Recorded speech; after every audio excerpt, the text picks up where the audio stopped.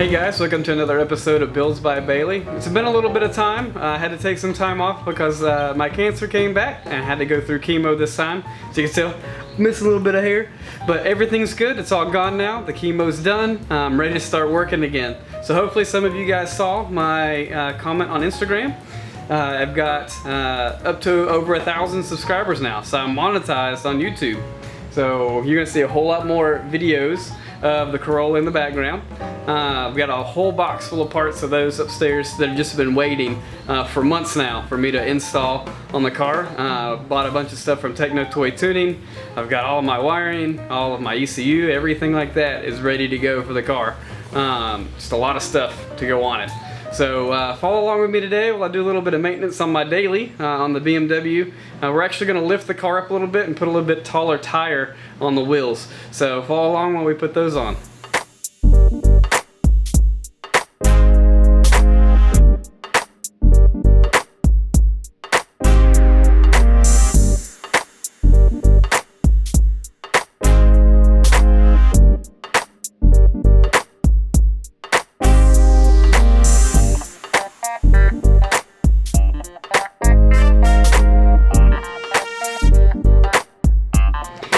So I put new tires on the old wheels that I had, and I decided to go up a size to kind of save myself some money. So I bought some really cheap Lexani tires. So we're gonna see how these work out. It's a BMW, they eat through tires regardless. So these were like $400 shipped for all four of them, where the two Toyos I had on the back beforehand were over $600 for just those two tires. So let's try these out and let's see how it works. Typical Builds by Bailey fashion, I'm gonna show you guys a little bit on what to do on this. We're going to first clean off our coil because we're raising this up a little bit.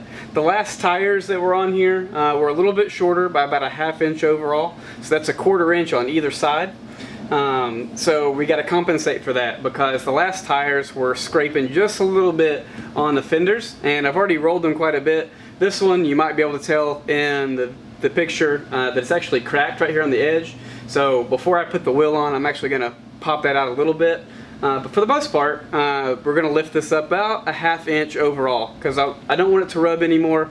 I'm dailying this car more often. I want it to be a little more comfortable.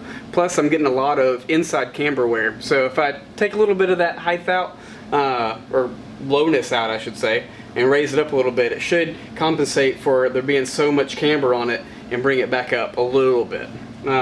So first thing we're going to do is we're going to clean the threads. I've got a little brass brush.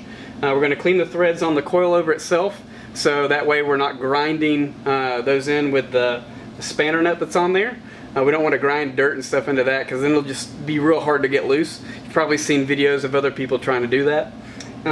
So clean it real quick with a brass brush. If we need to, we'll grab a paper towel and some water and we'll wipe it off to make sure all the dirt's off of there. And then we'll break it loose with our spanner wrenches.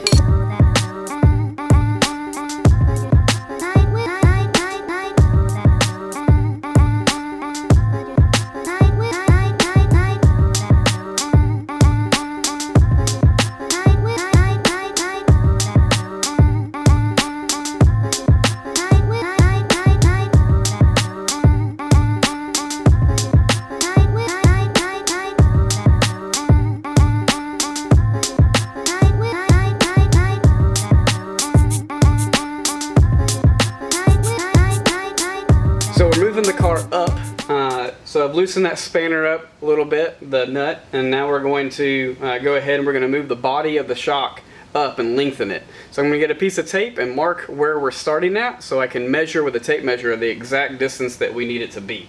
So we're only going to go up by about a ½ inch because that's about all the clearance that we need. We still should be tucking a little bit of tire, but we won't be having to worry about taking turns and things like that. So I like to use a little piece of tape and I'll take it and I'll stretch it so the lowest point is at the bottom. So we want that to be flush with the top of the mount on it. So I'm going to go ahead and we're going to twist this whole body up and we're going to add that ½ inch to it. Then we'll use the measuring tape to find out how far we've gone.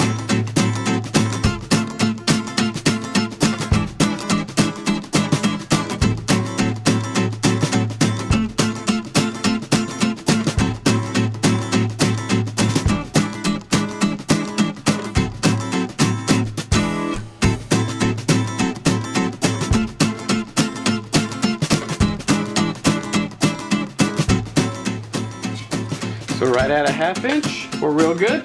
So now we'll pull our tape off. We're gonna clean the threads again because they do look a little dirty down in there. And then we'll spin our spanner back down onto it.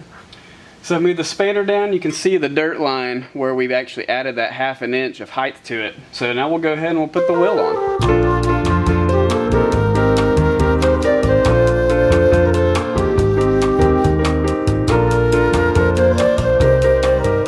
I bumped it up a 1/2 inch, and as you can tell, the tread's still pretty far up underneath there on this tire. So with that being said, I'm going to go ahead and I'm going to level the rest of the car up, and we're going to see how this lands.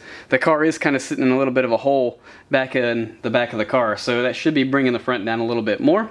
So we'll use that information, and we'll go ahead and we'll see if we can't adjust everything else before we go back to raise this even more. Well, I raised it a 1/2 inch all the way around. You can't even really tell with the new tires. I didn't have to go back and readjust any of the other stuff. We just left it at the 1/2 inch, and it looks to be pretty good. Fitment is perfect. Turning radius is great. I'm not rubbing on anything. So the back fitment looks even better. Even though these are skinnier tires than the last one, these are 285s as opposed to 295s. They're gonna fit great. They look like they're a little bit wider in the back.